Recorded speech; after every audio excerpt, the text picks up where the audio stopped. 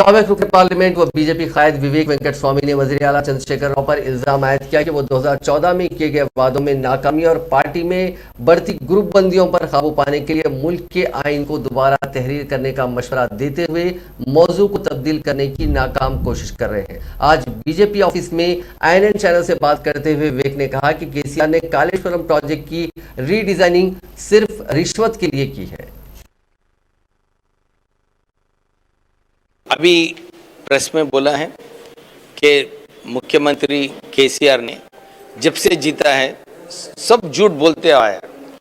Election के पहले 2014 में तेलंगाना बनने से पहले दलित मुख्यमंत्री बना तुम बोला, दलितों को 3 एकड़ जमीन दे तो बोला, दलित बंधु बोला, किधर भी अमल नहीं किया। आवाम को घर को एक जॉब दिला तुम बोल के बोला, वो भी भूल गया।